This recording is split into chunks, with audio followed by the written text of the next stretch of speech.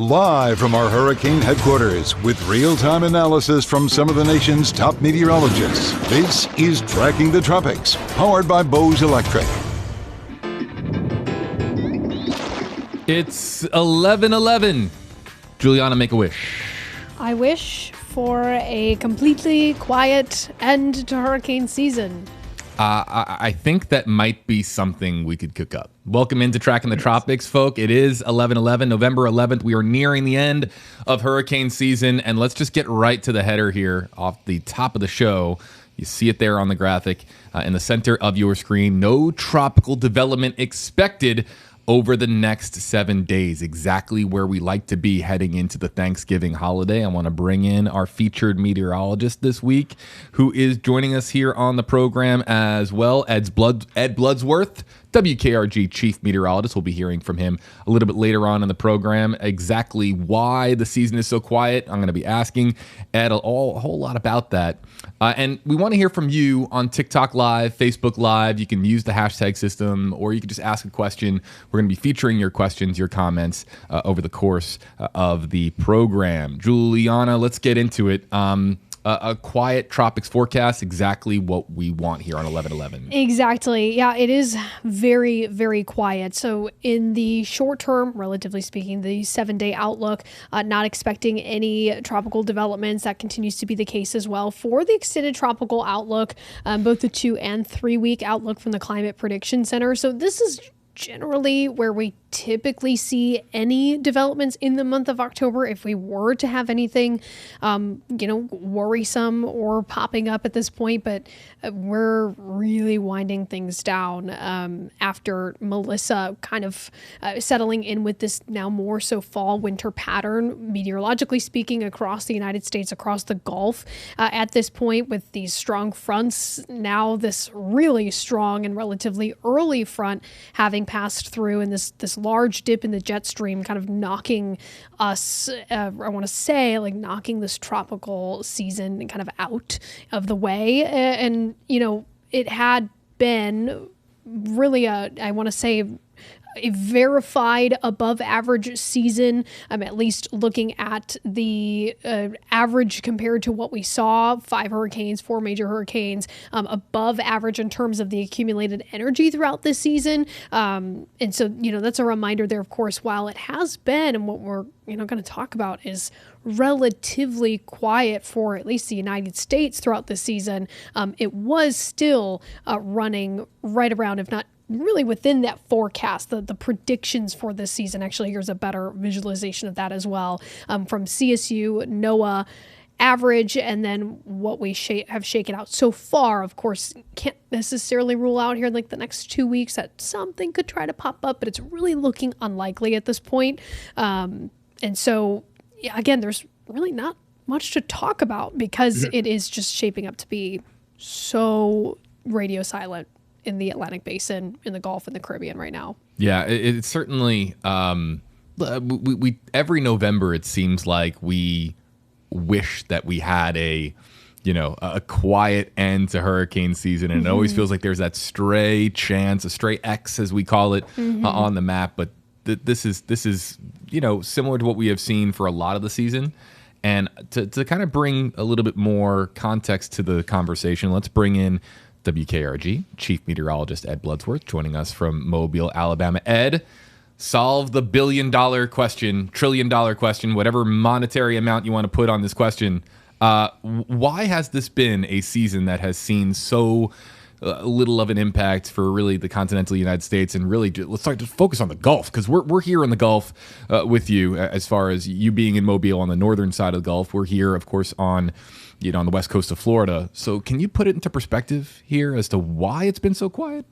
Well, I think those numbers were actually a fairly good reflection in terms of how this season has panned out. We're going to end up on the lower side of NOAA's range of forecast here with 13 named storms likely here, unless anything briefly pops up, especially down in the favored areas in the Caribbean. But the numbers that I thought were very interesting when I looked before we started this was that accumulated cyclone energy. It was very, very high for this year. So that would explain why you saw probably a higher uptick in the major hurricanes. We saw some numerous systems undergo the rapid intensification cycles. I believe Aaron did that, Umberto, and of course, more recently, Melissa. We saw what it did to Jamaica. But in terms of the Gulf, I think that seems very anomalous. You look at that and say, well, there was no real significant storm tracks move through the Gulf. Well, if you look back through the summer months, yeah, we had some hot spells as you typically get, but the overall pattern across the eastern U.S. was fairly troughy. And by that, I mean, we noticed that the jet stream, there were some significant dips in the jet stream through the summer months. And typically, when you have a significant trough in the eastern U.S., that tends to favor tracks that tend to want to shift these systems out to the Gulf or out to the Atlantic, excuse me.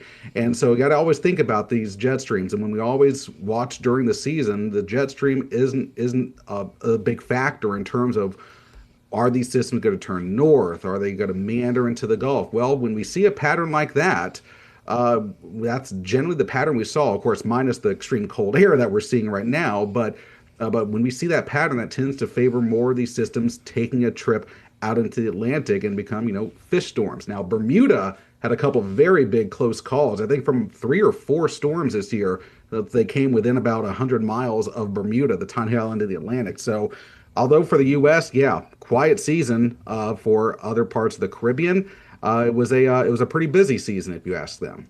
Here with meteorologist Juliana Mejia, of course, of WFLA News Channel 8 here in Tampa, and WKRG chief meteorologist Ed Bloodsworth joining us from Mobile, Alabama. Let's nerd out here a little bit, because I think this graphic is fascinating, and I want to ask this question to both of you.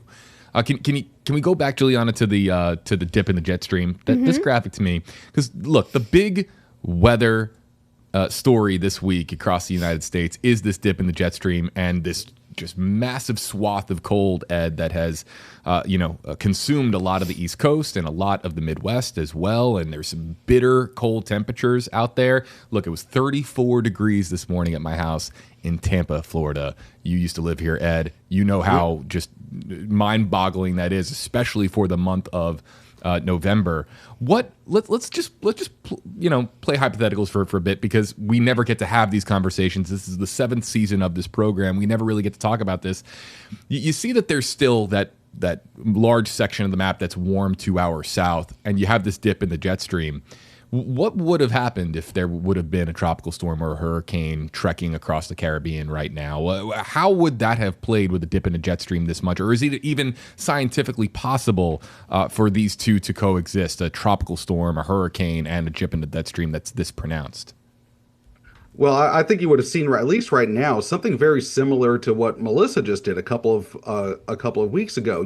Once you got to keep in mind, these steering currents tend to be very weak in the Caribbean once you get to this time of the year. Mm-hmm. You're either going to get a strong high in the Atlantic to guide these systems off to the west, and then when they'll run into these ridges, they get a little bit farther south over Central America or in the desert Southwest, and these systems can get kind of trapped down in the Caribbean. So that's why it's the later you get into the season, it tends to be very difficult unless you get like what you had with look at Milton last year, a system along an old front forming in the Bay of Campeche, and then it gets guided by a very long, elongated, jet stream into Florida. So, so that's why we tend to always think, especially the Gulf, and I know Juliana would agree there. You look at the late in the season, October, early November. You can't generally take your eyes off the game here, especially if you live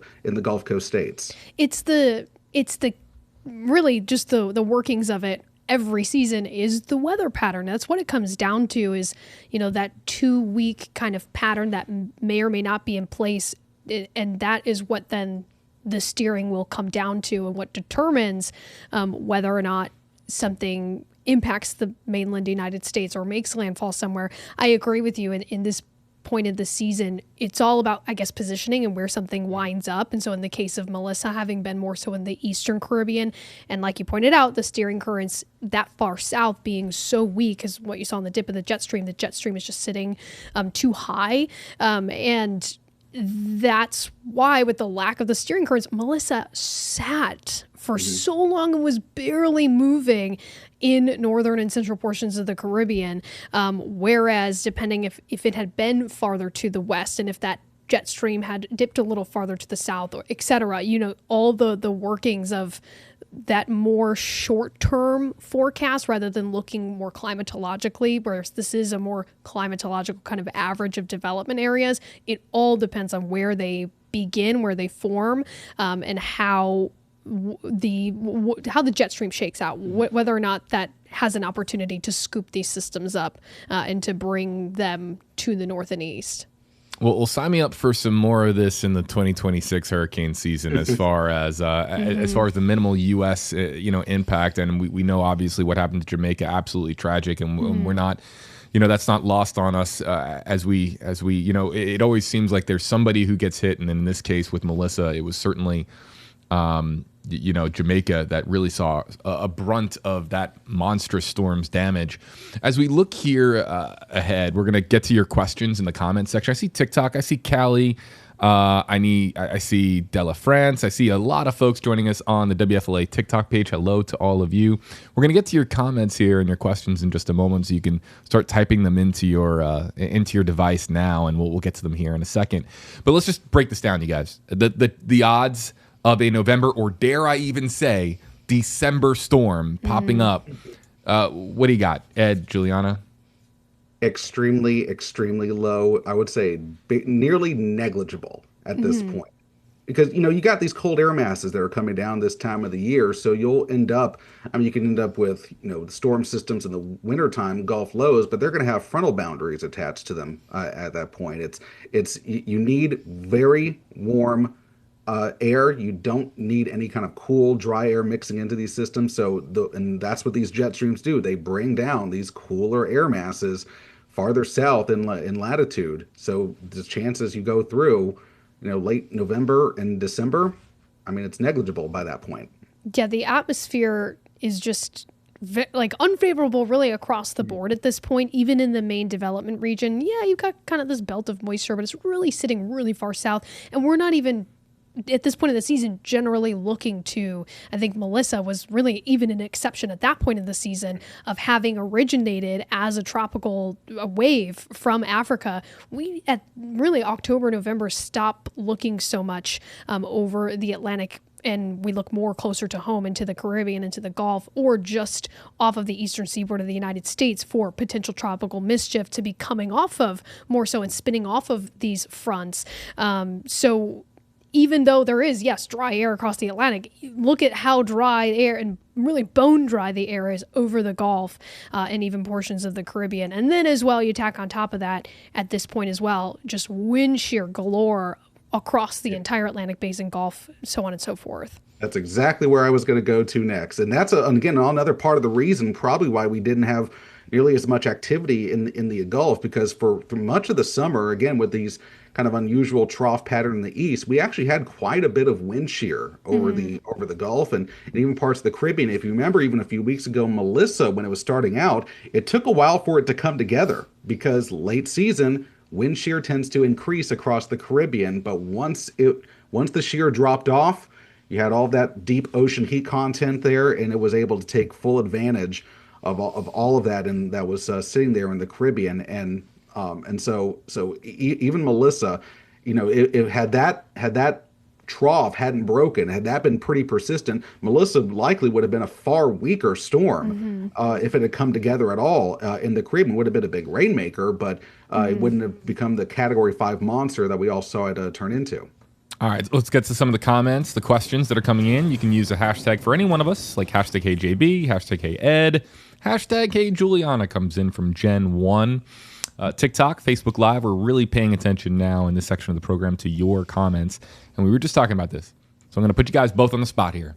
Odds of something popping up outside of... I'm sorry. No. This is outside of hurricane season. Yeah. So past the end of November, basically starting December 1st, right, is the hurricane off season. And so the odds, Ed, Juliana, of... let's actually play by Jen's rules here. Give me a percentage chance. Give me a number that something develops post December 1st.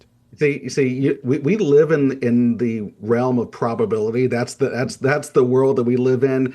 But I mean, in any given year, I mean, I think there were just until recently, we had a pretty long streak of a preseason activity or winter activity. And even if you go back to one storm this year that really didn't get as much, I think, attention because it really didn't do anything. Remember subtropical storm Karen that formed earlier? Yes. The farthest north latitude of anything that had any kind of tropical characteristics. And most likely, if you get an out of season storm, it's likely not going to be purely tropical. It's going to be these subtropical systems that form and interact with frontal boundaries. That's what we've typically seen with off-season tropical systems. Yes, I wish I had off the dome a percentage exactly of the odds, but it is not impossible, but it is very rare. There's a reason why it is the off season, because it is so rare. I don't remember if it was 2023 or 2024, but I think it was 23 that we had like a retroactive subtropical system that was not named, but it was just marked by the National Hurricane Center after looking back through satellite imagery and having recognized this kind of low pressure system that had formed in January, I believe. So, it can happen. There is, you see there, some of that activity does trickle technically into December and into the winter months. And I do believe every month of the year has had, at some point in history and the data that we've been keeping now, some form of tropical system. Usually it's just like one or two in January, February, March, so on and so forth. You guys I remember that. They threw weather Twitter in a tizzy when we were watching that thing a couple years ago. I remember that. You guys are great at weather analysis, but you're really bad at the game of giving me a percentage chance. So let me throw it to you this way. Give me the over under, Ed and Juliana, on 5%. 5% chance that we see an X pop up on NOAA's map between now and, I don't know, the start of next year, the start of next 1st. hurricane season.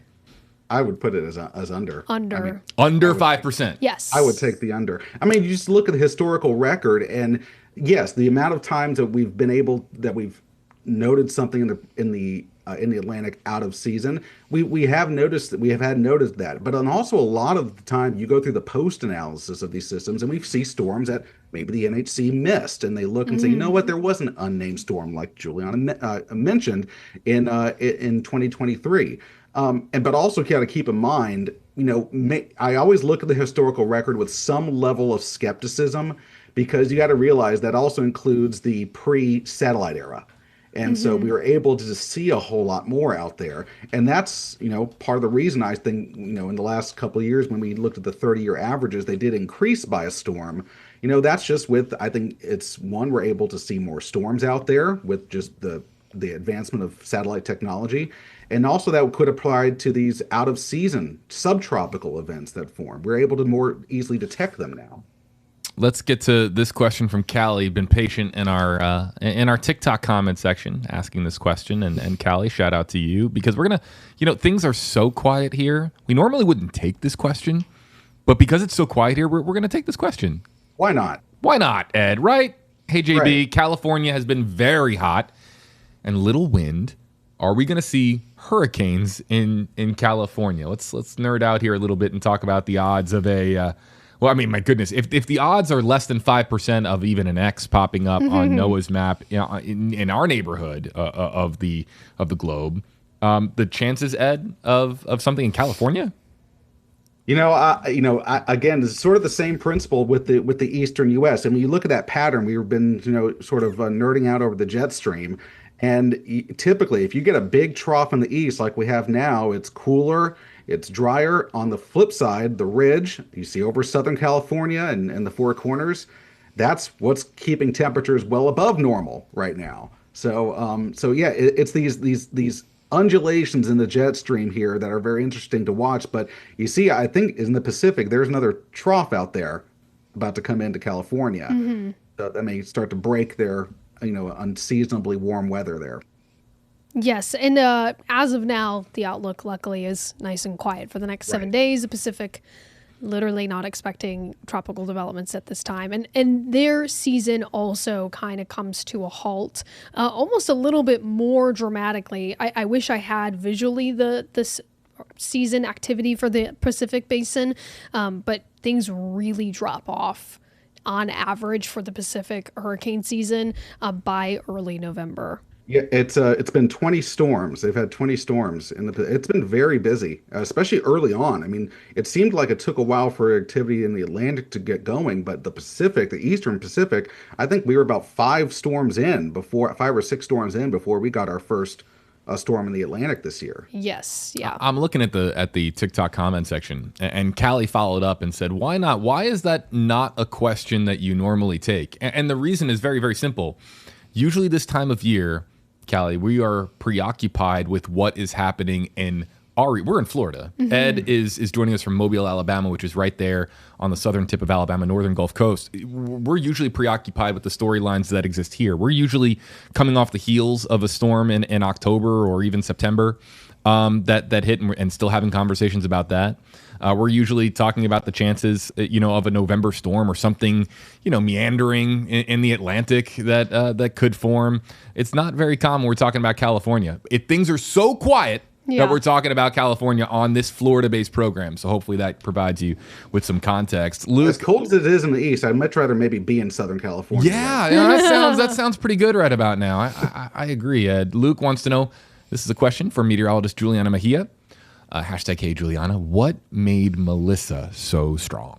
Unfortunately, Melissa was, as I've mentioned before, the perfect storm in almost every sense. And really, at the end of the day, like Ed had mentioned as well, it was the ocean heat content, and it was the ridiculously warmer than average sea surface temperatures in the Caribbean that Melissa was able to tap into. And then eventually, towards the middle of this life of Melissa, the lack of wind shear, the wind shear letting up.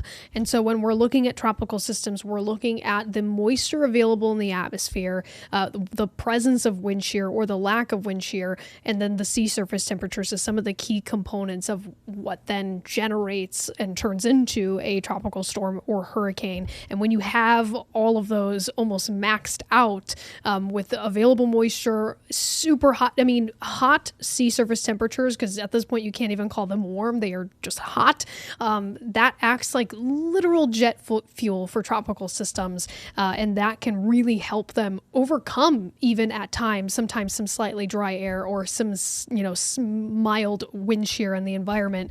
So Melissa was really able to take advantage of when that wind shear let up the sea surface temperatures.